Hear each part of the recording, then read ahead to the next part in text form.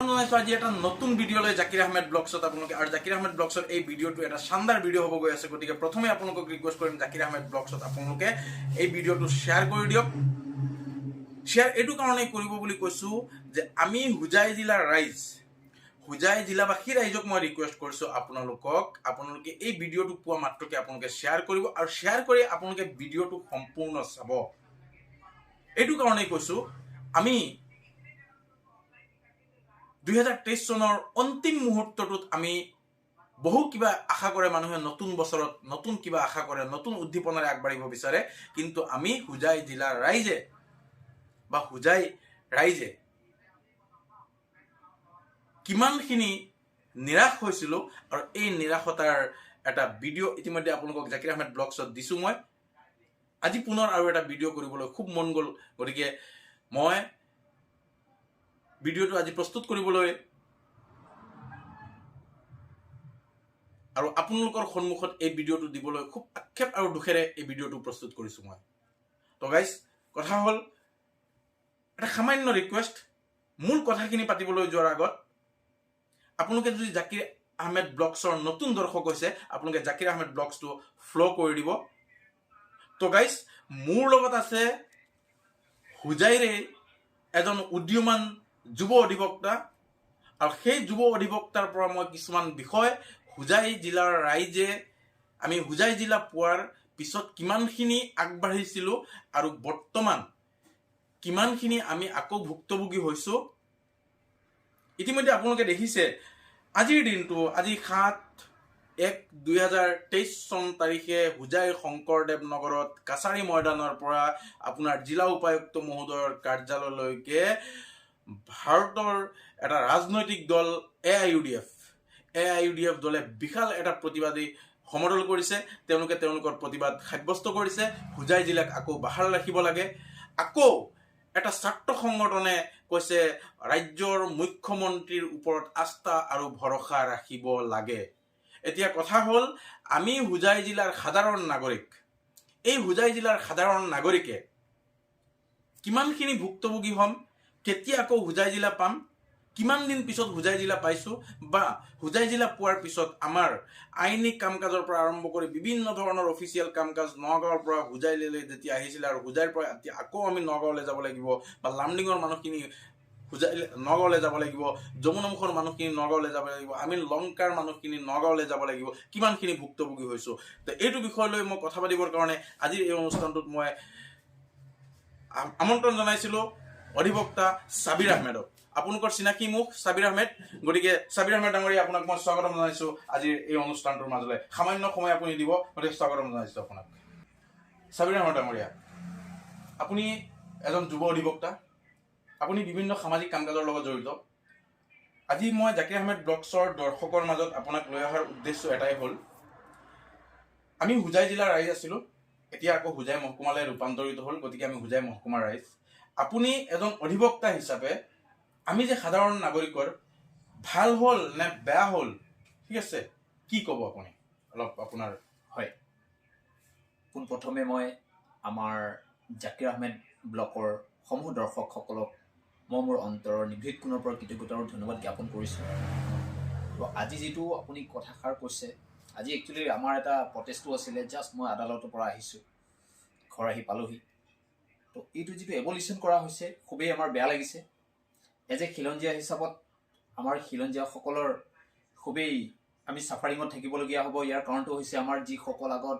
District administrator around 36 administrator তো ইয়াৰ গোটেইখিনি allotted হোৱা নাছিলে হুজাই ডিষ্ট্ৰিক্টত কিছুমান এলটেড হৈছিলে সেই এডমিনিষ্ট্ৰেটৰসকলক আমি নেপাম আমি নগাঁৱলৈ যাবলগীয়া হ'ব আৰু বহুত ডিষ্টেঞ্চ আমাৰ ইয়াৰ পৰা একচুৱেলি মই বিলং টু লংকাৰ হয় যিহেতু তো লংকা অঞ্চলৰ পৰা আমাৰ লামডিং অঞ্চলৰ পৰা বহুত দূৰ distance around 70 kilometre distance away হৈ যায় গতিকে ইয়াত যেতিয়া আমাৰ আছিলে হুজাই শংকৰদেৱ নগৰত যেতিয়া আছিলে হুজাই ডিষ্ট্ৰিক্টখন প্ৰায় এডমিনিষ্ট্ৰেটৰসকল ইয়াতেই আছিলে তো এখেতসকলক ইয়াত লগ পাব পাৰি অফিচিয়েল কাম কাজখিনি কৰিব পাৰি আমাৰ খুবেই ভাল হৈছিলে আমাৰ তিনিটা সমষ্টি লামডিং সমষ্টি হুজাই সমষ্টি আৰু আমাৰ যমুনামুখ সমষ্টি গতিকে খুবেই দুখিত আমি যে সাডেনলি আমাৰ এইটো হুজাই ডিষ্ট্ৰিক্টখন এবলিশ কৰা হৈছে তো সিমানখিনিয়ে আৰু চাবিৰ আহমেদ ডাঙৰীয়া, আপোনাক মই আৰু এটা কথা সুধিম যে এই যে হোজাই জিলাত, কাৰণ বহুত ত্যাগৰ বিনিময়ত বা বহুত সংগ্ৰামৰ বিনিময়ত আমি হোজাই জিলাখন পাইছিলোঁ, আৰু হোজাই জিলাখন এক ৰাতিৰ ভিতৰত হোজাই জিলাৰ মানুহখিনিক অন্ধকাৰত ৰাখি, এনেকুৱা যেন মোৰ অনুভৱ হৈছে যে অন্ধকাৰত ৰাখি কিবা এটা কৰা হ'ল নে? কি কয় আপুনি অধিবক্তা হিচাপে? সেইটো গোটেই মানুহকেই এটা চাফাৰিঙত আছে, মই কৈছোঁ অলৰেডি। গোটেই মানুহখিনিৰ বহুত প্ৰব্লেম হ'ব, অন্ধকাৰতেই ৰখা হৈছে। আৰু এটা কথা চাওক, আজি হয়তো গভৰ্ণমেণ্ট কিবা এটা ভাবিছে, কিবা হয়তো ফাইনেন্সিয়েল ক্ৰাইচিছ হ'ব পাৰে, কাৰণ ইমানজন ডিষ্ট্ৰিক্ট এডমিনিষ্ট্ৰেটৰ চলাবলৈ হ'লে 1 লাখ টকা কৰি যদি দৰমহা দিয়ে এজন ডিষ্ট্ৰিক্ট এডমিনিষ্ট্ৰেটৰক, তেনেহ'লে আপোনাৰ প্ৰায় 36টা ডিপাৰ্টমেণ্ট হ'লে, FIR হ'লে 36 লাখ, আৰু তলতীয়া কৰ্মচাৰীসকল আছে, ছাবঅৰ্ডিনেট অফিচাৰসকল আছে।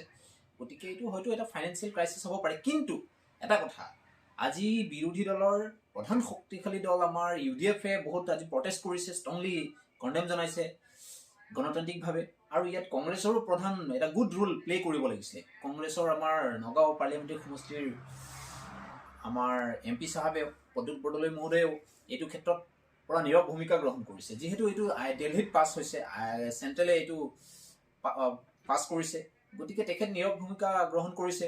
আৰু হোজাই জিলা সমষ্টিবাসী ৰাইজ, লামডিং হোজাই গোটেই 3টা সমষ্টিবাসী ৰাইজে এই কথাটো অনুমান কৰিব লাগে যে এইজন আমাৰ প্ৰদ্যুৎ বৰদলৈ মহোদয়ক আমি পঠিয়াইছিলোঁ আমাৰ প্ৰধান সমস্যাখিনি দাঙি ধৰিবলৈ, কিন্তু তেখেতে আজিলৈকে আমি দেখা পোৱা নাই যে আমাৰ প্ৰধান সমস্যাসমূহ দাঙি ধৰা, আৰু নিজৰ নীৰৱ ভূমিকা গ্ৰহণ কৰিছে। আমাৰ বেয়া লাগিছে আৰু সেইটোৱে। তো আজি অধিবক্তা মহোদয়, আজি এটা বস্তু দেখিলোঁ, যেতিয়া হোজাই শংকৰদেৱ নগৰত যেতিয়া আপোনাৰ খুব প্ৰতিবাদী সমদল চলি আছে, AIUDF কৰিছে, তাত মৌলানা বদৰুদ্দিন আজমল চাহ আছিল নে? একচুৱেলি দল সম্পৰ্কে তেখেত হয়তো নাছিলে, বেলেগ কিবা কাৰণত আছিল। এনে এখেতৰ ভাতৃবাদ যমুনামুখ সমষ্টিৰ যিজন বিধায়ক তেখেত আছিলে, ডিষ্ট্ৰিক্ট প্ৰেচিডেণ্ট আছিলে হিলালুদ্দিন আহমেদ চাহ। তেখেতসকলে ভাল গণতান্ত্ৰিক প্ৰটেষ্ট কৰিছে, ভাল ৱেল কৰিছে। এই ফাৰ্ষ্ট মানে ষ্ট্ৰংলি আমাৰ AIUDF কৰিছে। তো এতিয়া চাবিৰ আহমেদ ডাঙৰীয়া, মই আপোনাক মই প্ৰথমে কৈছোঁ যে আমি সাধাৰণ নাগৰিক। এতিয়া মুখ্যমন্ত্ৰী মহোদয়ে কৈছে বা অন্যান্য মন্ত্ৰী পীযুষ হাজৰিকা বা জয়ন্ত মল্ল বৰুৱা, এওঁলোকে কৈছে যে ষ্টেটমেণ্টবিলাকত বা ৱেব পৰ্টেল বা নিউজ চেনেলবিলাকত দেখিছোঁ যে তেখেতসকলে কৈছে যে যিসমূহ অফিচ অলৰেডি জিলাসমূহলৈ গ'ল, তাত সেইবিলাক কাম চলিব। যেনেকুৱা আপোনাৰ ধৰি লওক পৰিবহণ বিভাগটো আহিলে বা হেল্থ বিভাগটো আহিলে, ইতিমধ্যে আমি জইণ্ট ডাইৰেক্টৰজন পাইছোঁ বা DTO পাইছোঁ, MBI পাইছোঁ, এনফৰ্চমেণ্ট অফিচাৰ পাইছোঁ, সকলো পৰিবহণ বিভাগৰ এনেকুৱা পাইছোঁ, বা জিলা উপায়ুক্ত মহোদয় পাইছোঁ।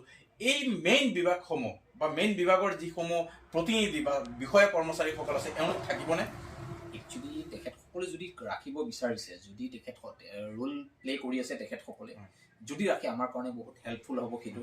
কাৰণ DTO, আমাৰ DC, আমাৰ আৰু এই এডিশ্যনেল ডেপুটি কমিশ্যনাৰ আৰু বিভিন্ন জিলাৰ ফাৰ্ষ্ট এডমিনিষ্ট্ৰেটৰ সকলো যদি আমাৰ জিলাত থাকে, খুবেই ভাল হ'ব আৰু আমাৰ কাৰণে ভাল হ'ব। আৰু মই তেখেতসকলকো ক'ব বিচাৰিছোঁ যে এই আগত যেনেকুৱা আছিলে, যিসকল এডমিনিষ্ট্ৰেটৰ আছিলে, যিটো কাম কাজ এক্সাৰচাইজ তেখেতসকলে কৰি আছিলে, যিটো পাৱাৰ কনফাৰ্ট বাই দ্য ল, সেইটো পাৱাৰ এক্সাৰচাইজ তেখেতসকলে যদি কৰি থাকে, ভাল কথা আমাৰ কাৰণে। তো গাইজ, আপোনালোকে শুনিলে, এই অধিবক্তা হোজাই জিলাৰ লংকাৰ যুৱ অধিবক্তা চাবিৰ আহমেদ, আপোনালোকৰ চিনাকি মুখ। এখেতক মই জাকিৰ আহমেদ ব্লগছৰ এই ভিডিঅ'টোৰ মাজলৈ বা এই অনুষ্ঠানটোৰ মাজলৈ মই আমন্ত্ৰণ কৰিছিলোঁ। চাবিৰ আহমেদ ডাঙৰীয়া, আপোনাক বহুত বহুত ধন্যবাদ। আপুনি আপোনাৰ বহুমূলীয়া সময়খিনি আপুনি দিয়াৰ বাবে ধন্যবাদ। ৱেলকাম। তো মই এই লখদৰ শেষত এই কথাখিনিয়ে ক'ব বিচাৰিছোঁ যে আমাৰ যিকেইজন আগত এডমিনিষ্ট্ৰেটৰ আছিলে, তেখেতসকল থাকিব লাগে। আৰু সদৌ শেষত আৰু এটা কথা ক'ব বিচাৰিছোঁ যে জাকিৰ আহমেদ ব্লগ, যিটো আমাৰ লোকেল হোজাই জিলাৰ কাৰণে খুবেই এচেঞ্চিয়েল হয়, সেইটো যাতে আপোনালোকে লাইক কৰে, ফলোৱাৰ কৰে, ইমানখিনিয়ে মই আপোনালোকক ক'লোঁ। ধন্যবাদ চাবিৰ আহমেদ ডাঙৰীয়া। তো গাইজ, আপোনালোককো ৰিকুৱেষ্ট কৰিছিলোঁ, আৰু চাবিৰ আহমেদ ডাঙৰীয়া এই কথাটো কৈছে, গতিকে মই সকলোকে ৰিকুৱেষ্ট কৰিছোঁ, মোৰ কথা যদি নাৰাখে, কমচে কম এজন অধিবক্তাৰ কথাটো আপোনালোকে ৰাখক। আৰু এখেতে যিখিনি কথা কৈছে, খুব গুৰুত্বপূৰ্ণ কথা কৈছে, আৰু সময়ৰো অভাৱ। এখেতক মই লগ ধৰিম বুলি ভাবোঁ, কিন্তু সময়ত লগ নাপাওঁ, এখেতে নিজৰ অফিচিয়েলি কামত ব্যস্ত হৈ থাকে। তো বহুত বহুত ধন্যবাদ। আৰু যিসকল দৰ্শকে এই ভিডিঅ'টো চাই আছে, সকলোকে ধন্যবাদ জনাই আজি এই ভিডিঅ'টো সামৰিছোঁ। ধন্যবাদ। দেখা হ'ব অন্য এটা ভিডিঅ'লৈ।